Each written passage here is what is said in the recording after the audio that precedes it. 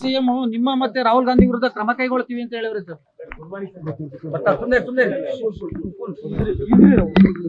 Land ಜಿಹಾದ್ಗೆ support ಮಾಡ್ತಾ ಇದ್ದಾರೆ ಕಾಂಗ್ರೆಸ್ನವರು ಅಂತ. ಲ್ಯಾಂಡ್ ಜಿಹಾದ್ ನನಗೆ ಗೊತ್ತಿಲ್ಲ ಏನಂತ. ನನ್ನ ಮೇಲೆ ಕ್ರಮ ತಗೊಳ್ತೀನಿ ಅಂತ ಹೇಳಿದ್ರೆ ವೆಲ್ಕಮ್, ತಗೊಳ್ಳಿ.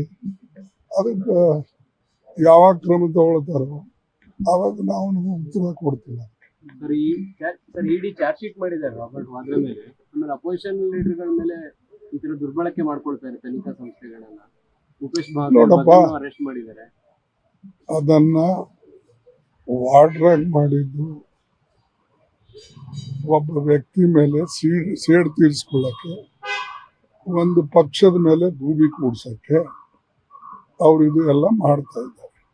ಮತ್ತು ಯಾವುದೇ ರೀತಿಯಿಂದ ಒಂದು ವಾಡ್ರಾಗಾಗಲಿ ಗಾಂಧಿ ಫ್ಯಾಮಿಲಿಗಾಗಲಿ ಒಂದು ಕೆಟ್ಟ ಹೆಸರು ತರಬೇಕು ಅನ್ನತಕ್ಕಂಥ ಅವ್ರ ಪ್ರಯತ್ನ ಇದೆ. ಅದಕ್ಕಾಗಿ ಅದರಲ್ಲಿ ಅವ್ರು ಎಂದೂ ಯಶಸ್ವಿ ಆಗೋದಿಲ್ಲ.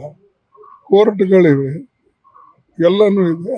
ಆದರೆ ವಾಡ್ರಾ ಇವತ್ತು ಅವರಿಗೇನು ತೊಂದರೆ ಕೊಡ್ತಾ ಇದ್ದಾರೆ ಅದು ಸರಿಯಲ್ಲ. ನಾವೆಲ್ಲರೂ ಕೂಡ ಅವನು ಒಳ್ಳೆ ಕೆಲಸಕ್ಕೆ ಸಪೋರ್ಟ್ ಮಾಡ್ತಾರೆ. ಅದು ನೋಡೋಣ. ಸಿಎಂ ನಿಮ್ಮ ಮತ್ತೆ ರಾಹುಲ್ ಗಾಂಧಿ ವಿರುದ್ಧ ಕ್ರಮ ಕೈಗೊಳ್ತೀವಿ ಅಂತ ಹೇಳಿವ್ರಿ ಸರ್.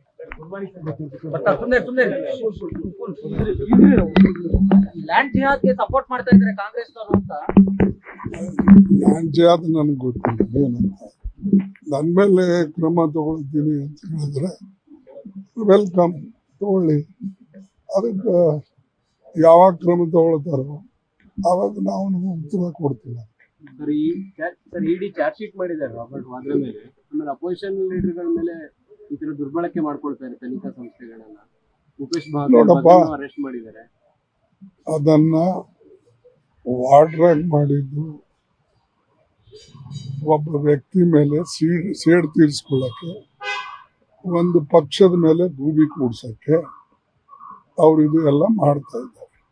ಮತ್ತು ಯಾವುದೇ ರೀತಿಯಿಂದ ಒಂದು ವಾಡ್ರಾಗಾಗಲಿ ಗಾಂಧಿ ಫ್ಯಾಮಿಲಿಗಾಗಲಿ ಒಂದು ಕೆಟ್ಟ ಹೆಸರು ತರಬೇಕು ಅನ್ನತಕ್ಕಂಥ ಅವ್ರ ಪ್ರಯತ್ನ ಇದೆ. ಅದಕ್ಕಾಗಿ ಅದರಲ್ಲಿ ಅವ್ರು ಎಂದೂ ಯಶಸ್ವಿ ಆಗೋದಿಲ್ಲ. ಕೋರ್ಟ್ಗಳಿವೆ, ಎಲ್ಲನೂ ಇದೆ. ಆದರೆ ವಾಡ್ರಾ ಇವತ್ತು ಅವರಿಗೇನು ತೊಂದರೆ ಕೊಡ್ತಾ ಇದ್ದಾರೆ ಅದು ಸರಿಯಲ್ಲ. ನಾವೆಲ್ಲರೂ ಕೂಡ ಅವನು ಒಳ್ಳೆ ಕೆಲಸಕ್ಕೆ ಸಪೋರ್ಟ್ ಮಾಡ್ತೀವಿ.